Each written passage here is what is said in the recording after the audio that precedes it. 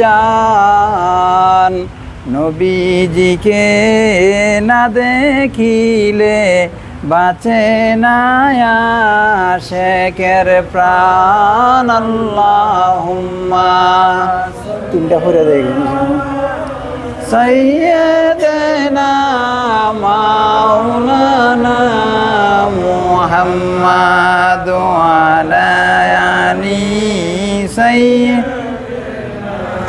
মাওলানা আমরা সবাই গুনাহগার নবীজি আপনায় চিনলাম না সে কারণে রোজ হাসরে আমাদেরকে বুইলেন না আল্লাহুম্মা সাল্লি সাইয়্যিদিনা মাওলানা মুহাম্মাদ আলা আলি সাইয়্যিদিনা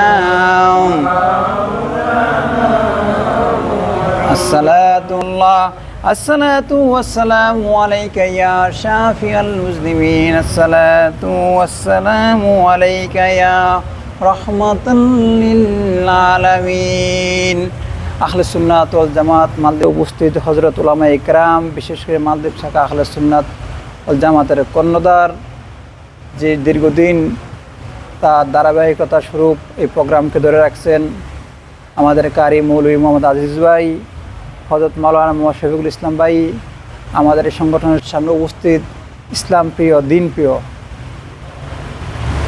ইসলামী তৌহিদের জনতা আসসালামু আলাইকুম ওয়া রাহমাতুল্লাহি ওয়া বারাকাতুহু শুকরিয়া জ্ঞাপন করছি মহান আল্লাহ তাআলার প্রতি যে রব্বুল আলামিন আপনাকে আমাকে বহুত বড় বহুত ঝামেলা বহুত ফিতনা থেকে বাঁচাইয়া আপনাকে আমাকে ইমানি পরিবেশে উলামায়ে কেরামের সহবতে আল্লাহ পাকের গড়ে আইনা বসায় রাখছেন এর জন্য আরেকবার শুকরিয়া আদায় করে বলুন আলহামদুলিল্লাহ।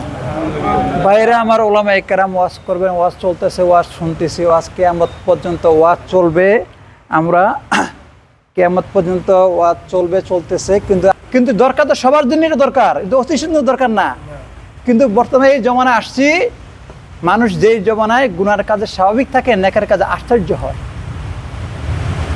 এক যুবক 5 ওয়াক্ত নামাজ পড়ে কি বলে সে যুবককে কি 5 ওয়াক্ত নামাজ পড়ে মানুষ আশ্চর্য হয়ে যায় না, নামাজ তো সবার জন্য।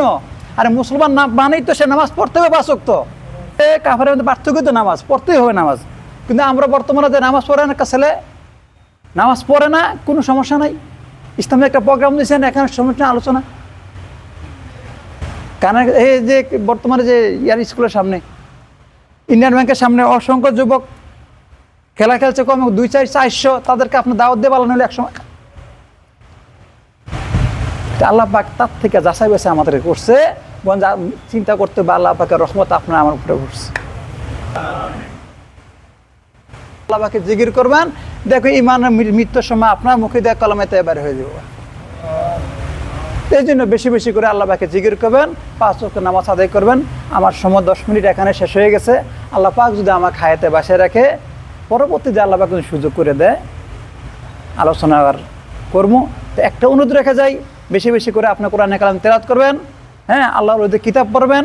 যে কোনো একজন আল্লাহ হক্কানে আল্লাহ ওলি দেখবেন, তাদের কাছে সহবতে থাকবেন। থাকলে কি হয়, মন নরম থাকবে, আলোচনা শুনবেন। আর না হলে কি মন পাথরের মতো শক্ত হতে থাকে। বেশি বেশি আল্লাহ পাকে জিকির করবেন। ফরজ ওয়াজিব সুন্নাত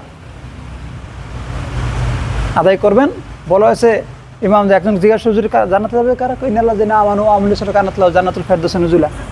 এই আয়াতের ব্যাখ্যায় যারা ইমানে আনে আমলে সোয়ালে করবে তারা জান্নাতে যাবে। আল্লামা শামসুল হক ফরিদপুরি উনি আমলে সোয়ালে ব্যাখ্যা লিখছে, যারা ফরজ ওয়াজিব সুন্নাত মুস্তাহাব, ফরজ ওয়াজিব সুন্নাত মুস্তাহাব নফল, এই 5টা জিনিসের ভিতরে পুরাপুরি কি ইস্তেকামত থাকতে পারে, তাকে আমলে সোয়ালের মধ্যে পুরো কিছুটা গণ্য হয়েছে মনে বুঝতে হবে। উনি ব্যাখ্যাটা এভাবে লিখছে। তা আমার মধ্যে অনেকের আছে ফরজে ঠিক নেই, 5 ওয়াক্ত নামাজে পড়ি না, প্রথম নাম্বারও তো নাই, 1 নম্বরে তো নাই, বলছে ফরজ ওয়াজিব সুন্নাত মুস্তাহাব। এই জন্য আল্লাহ পাক যেন আমাদেরকে অতি ফার্স্টে ফরজ, ফরজ আদায় করার তৌফিক দান করে। আমরা ফরজ পরে সুন্নাত আছে, দাইমি সুন্নাত আছে, আমরা করেন। সময় এখানে শেষ, ইনশাআল্লাহ আগামী সপ্তাহে ভাই আলোচনা হবে। আসসালামু আলাইকুম।